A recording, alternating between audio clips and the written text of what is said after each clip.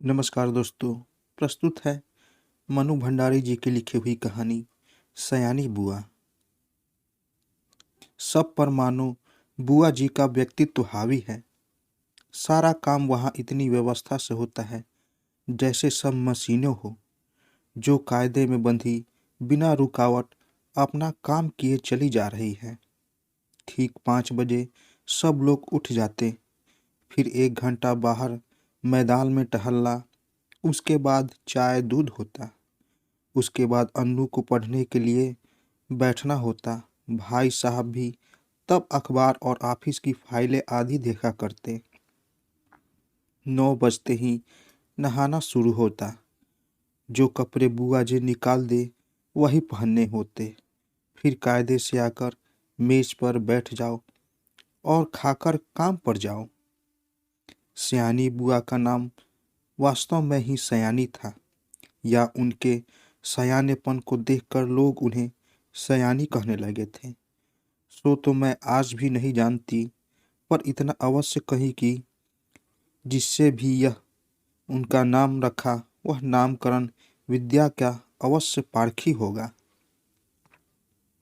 बचपन में ही वे समय की जितनी पाबंदी थी, अपना सामान संभाल कर रखने में जितनी पट्टू थी और व्यवस्था की जितना कायल थी, उसे देखकर चकित हो जाना पड़ता था। कहते हैं जो पेंसिल वे एक बार खरीदती थी वह जब तक इतनी छोटी न हो जाती कि उसकी पकड़ में भी न आए तब तक उससे काम लेती थी। क्या मजाल थी कि वह कभी खो जाए या बार बार नोक टूट कर समय से पहले ही समाप्त हो जाए। जो रबर उन्होंने चौथी कक्षा में खरीदी थी उसे 9वीं कक्षा में आकर समाप्त किया।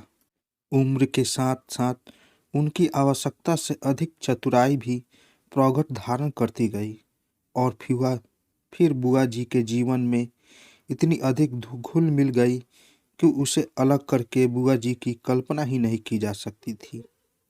उनकी एक एक बात पर पिताजी हम लोगों के सामने उदाहरण के रूप में रखते हैं, जिसे सुनकर हम सभी खैर मनाया करते थे कि भगवान करे वे ससुराल में ही रहा करे, वरना हम जैसे अस्त व्यस्त और अव्यवस्थित जनों का तो जीना ही हराम हो जाएगा।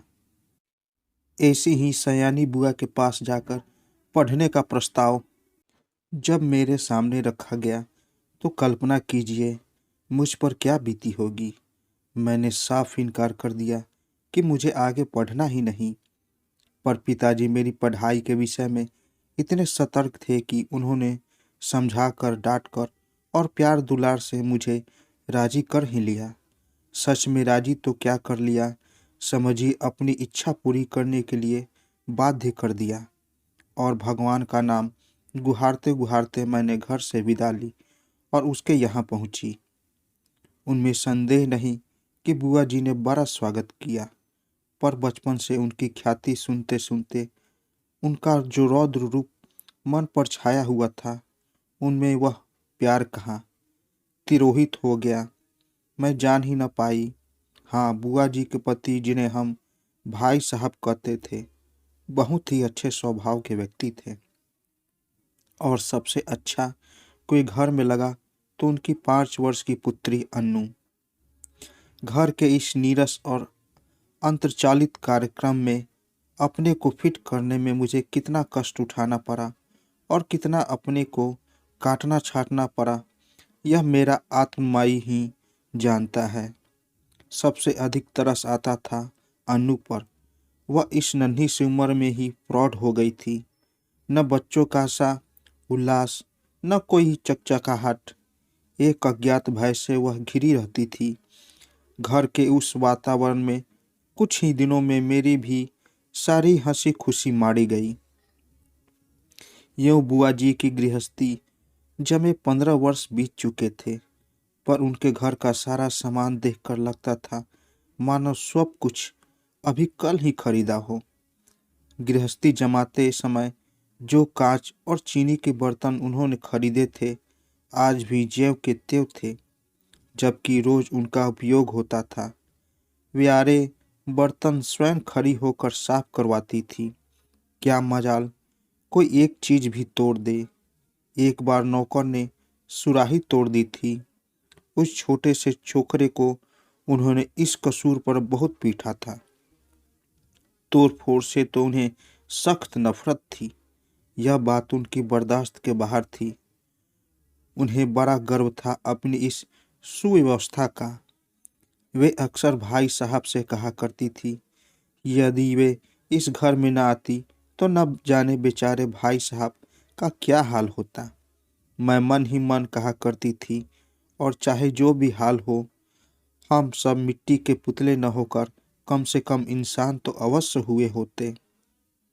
बुआ जी की अत्यधिक सतर्कता और खाने पीने के इतने कंट्रोल के बावजूद अन्नू को बुखार आने लगा। सब प्रकार के उपचार कराने के पूरा महीना बीत गया, पर उसका बुखार न उतरा।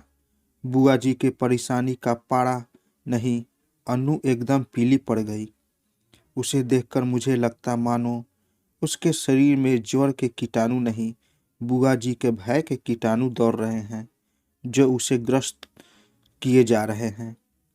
वह इससे पीड़ित होकर भी भय के मारे कुछ कह तो नहीं सकती थी, बस सूखती जा रही थी। आखिर डॉक्टरों ने कई प्रकार की परीक्षाओं के बाद राय दी कि बच्ची को पहाड़ पर ले जाया जाए और जितना अधिक उसे प्रसन्न रखा जा सके रखा जाए। सब कुछ उसके मन के अनुसार हो, यह उसका सही इलाज है। पर सच पूछो तो बेचारी का मन बचा ही कहाँ था। भाई साहब के सामने एक विकट समस्या थी। बुआ जी के रहते यह संभव नहीं था, क्योंकि अनजाने ही उनकी इच्छा के सामने किसी और की इच्छा चल ही नहीं सकती थी। भाई साहब ने शायद सारी बात डॉक्टर के सामने रख दी। तभी डॉक्टर ने कहा, माँ का साथ रहना ठीक नहीं होगा। बुआ जी ने सुना तो वह बहुत आनाकानी की, पर डॉक्टर की राय के विरुद्ध जाने का साहस वे कर न सकी, सो मन मारकर वहीं रही। जोर शोर से अनु के पहाड़ जाने की तैयारी शुरू हुई। पहले दोनों के कपड़ों की लिस्ट बनी, फिर जूतों की, मोजों की, गर्म कपड़ों की, ओढ़ने बिछाने के सामान की, बर्तनों की। हर चीज रखते समय वे भाई साहब को सख्त हिदायत देती थी कि एक भी चीज खोनी नहीं चाहिए। देखो, यह फ्राक मत खो देना, 7 रुपए मैंने इसकी सिलाई दी है। यह प्याले मत तोड़ देना, वरना 50 रुपए का सेट बिगड़ जाएगा। और हाँ, गिलास को कुछ तुच्छ समझते हो, उसकी परवाह ही नहीं करोगे।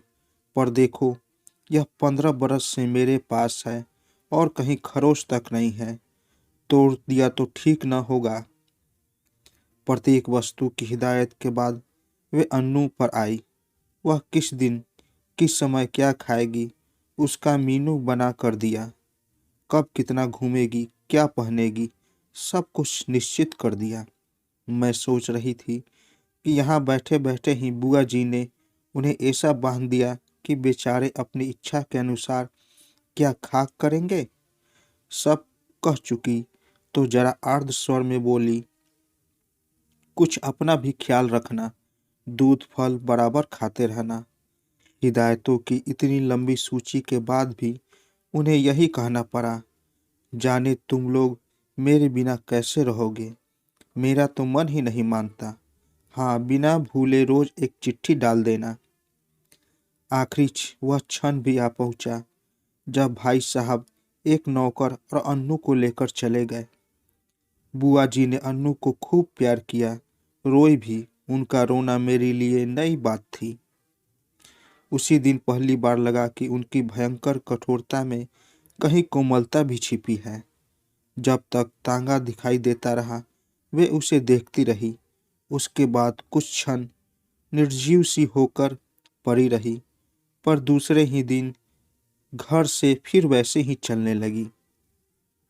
भाई साहब का पत्र रोज आता था, जिसमें अन्नू की तबीयत के समाचार रहते थे। बुआ जी भी रोज एक पत्र लिखती थी, जिसमें अपनी उन मौखिक हिदायतों को लिखित रूप से दोहरा दिया करती थी। पत्रों की तारीख में अंतर रहता था, बात शायद सब में वही रहती थी। मेरे तो मन में आता कि कह दूं, बुआ जी रोज पत्र लिखने का कष्ट क्यों करती है।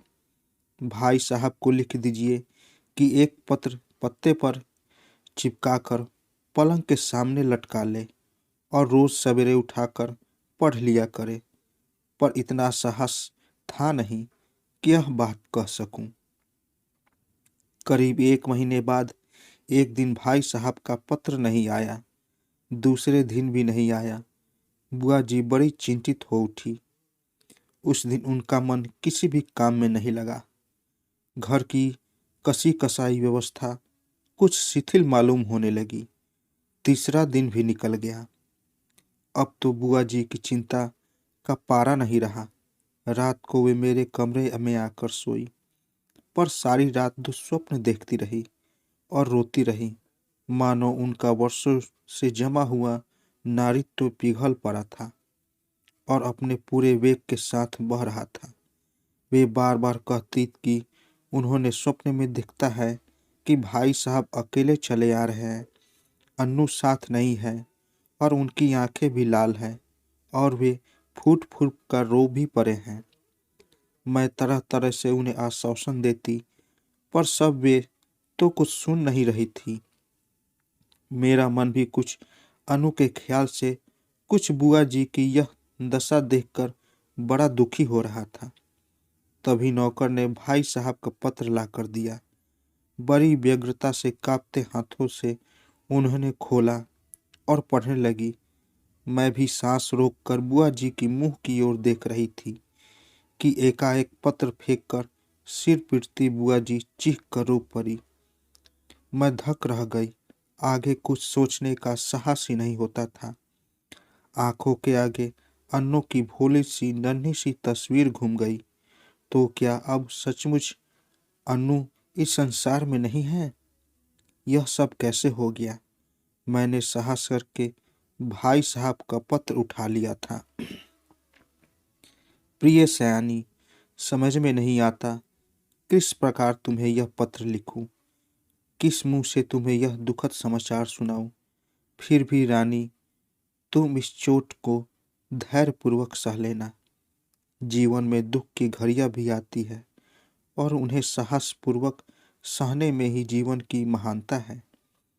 यह संसार नश्वर है, जो बना है वह एक न एक दिन मिटेगा ही। शायद इस तथ्य को सामने रखकर हमारे यहाँ कहा है कि संसार की मोह माया से दूर रखना दुख का मूल है। तुम्हारे इतनी हिदायतों के और अपनी सारी सतर्कता के बावजूद मैं उसे बचा नहीं सका।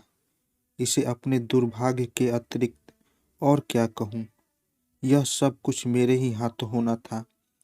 आंसू भरी आंखों के कारण शब्दों का रूप स्पष्ट से अस्पष्टतर होता जा रहा था और मेरे हाथ कांप रहे थे।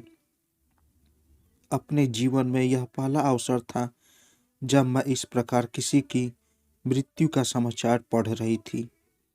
मेरी आंखें शब्दों को पार करती हुई जल्दी जल्दी पत्र के अंतिम हिस्से पर जा पड़ी। धैर्य रखना मेरी रानी, जो कुछ हुआ उसे सहने की और भूलने की कोशिश करना। कल 4 बजे तुम्हारा 50 रुपए वाले सेठ के दोनों प्याले मेरे हाथ से गिरकर टूट गए। अनु अच्छी है, शीघ्र ही हम लोग रवाना होने वाले हैं। 1 मिनट तक मैं हस्तबुद्धि सी खड़ी रही, समझ ही नहीं पाई यह क्या हो गया। यह दूसरा सदमा था। जेब ही कुछ समझी, मैं जोर से हंस पड़ी। किस प्रकार मैंने बुआ जी को सत्य से अवगत कराया, वह सब मैं कोशिश करके भी नहीं लिख सकूंगी। पर वास्तविकता जानकारी बुआ जी भी रोते रोते हंस पड़ी। 5 आने की सुराही तोड़ देने पर नौकर को बुरी तरह पीटने वाली बुआ जी 50 रुपए वाले सेठ के प्याले टूट जाने पर भी हंस रही थी। दिल खोल कर हंस रही थी, मानो उन्हें स्वर्ग की निधि मिल गई हो। तो दोस्तों, कैसी लगी कहानी। अगर आपको कहानी अच्छी लगी हो तो मेरे चैनल को ज़रूर सब्सक्राइब करें और साथ साथ बेल आइकन को भी ज़रूर दबाएं ताकि मेरी कहानी सबसे पहले आप तक पहुंचे। तो दोस्तों, मिलते हैं एक नई कहानी के साथ एक नए वीडियो में। तब तक के लिए नमस्कार।